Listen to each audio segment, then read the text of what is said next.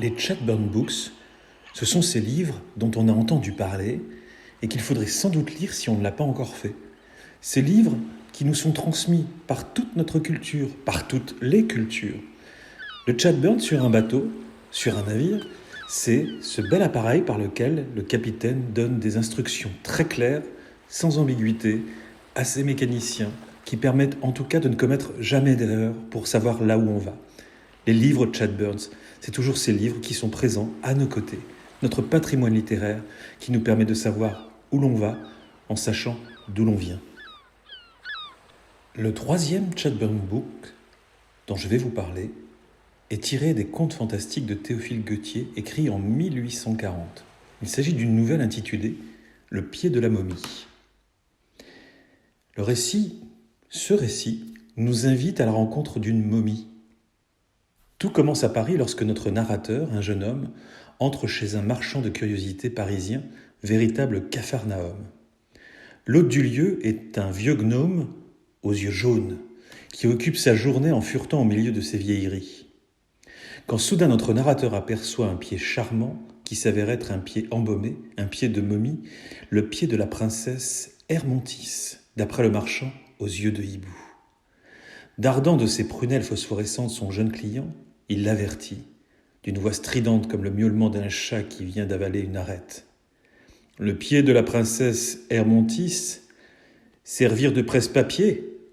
Le vieux pharaon ne sera pas content, il aimait sa fille, ce cher homme. Et voilà que la princesse imprime insidieusement, mais sûrement, sa présence dans le logis de notre narrateur. De retour d'une promenade, une vague bouffée de parfum oriental me chatouilla délicatement l'appareil olfactif, nous dit-il, avançant aussitôt une explication. La chaleur de la chambre avait attiédi le natrum, le bitume et la myrrhe, produits utilisés pour embaumer les momies il y a 4000 ans. La fragrance, le parfum, s'identifient et les objets de l'appartement s'animent. Le pied de la momie s'agite, se contracte et sautille sur les papiers comme une grenouille effarée. Tout à coup, les rideaux s'entr'ouvrent, et ce fut comme une apparition. Une jeune fille d'une beauté parfaite, et rappelant le type égyptien le plus pur, qui répète elle aussi « Le vieux pharaon ne sera pas content. Il aimait sa fille, ce cher homme. » Je vous laisse découvrir la scène étrange à laquelle assiste Médusée, notre narrateur, invité au royaume des pharaons.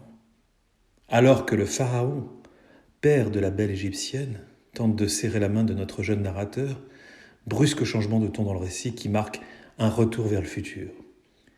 Il me serra si fort que je m'éveillai, et j'aperçus mon ami Alfred, qui me tirait par le bras à me secouer pour me faire lever.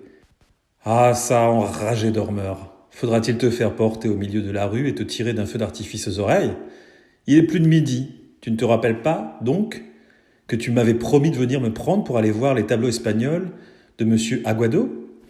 Notre narrateur ouvre les yeux et tend la main vers son bureau pour y prendre le sésame qui doit permettre aux deux jeunes gens de visiter l'exposition de tableaux. Laissons-le conclure. Mais jugez de mon étonnement, lorsqu'à la place du pied de la momie que j'avais achetée la veille, je vis la petite figurine de pâte verte mise à sa place par la princesse Hermontis. C'est sur ces mots que se clôt cette courte nouvelle de Théophile Gautier. Parfaite illustration du registre fantastique. Elle laisse le lecteur désemparé. Mais que s'est-il passé ? Notre narrateur s'est-il tout simplement laissé entraîner dans les bras de Morphée dans un périple égyptien, laissant libre cours à ses désirs amoureux ? A-t-il l'esprit encore embué, au point qu'il ne sait plus ni où, ni quand il a acheté cette petite figurine de pâte verte ? Lui qui semble amateur d'antiquité ? Ou bien la princesse est-elle réellement venue pour récupérer son bien, entraînant avec elle notre narrateur dans un voyage dans le temps, sur l'autre rive de la Méditerranée. Il revient au lecteur de trancher, entre explications rationnelles et récits surnaturels. Cette nouvelle témoigne également de l'engouement au XIXe siècle pour l'Égypte ancienne. Alors si vous êtes aussi tenté de prolonger votre voyage au pays du Nil il y a 1000 d'années, n'hésitez pas à vous lancer dans la lecture d'une autre œuvre de Théophile Gautier. Elle s'intitule « Le roman de la momie ».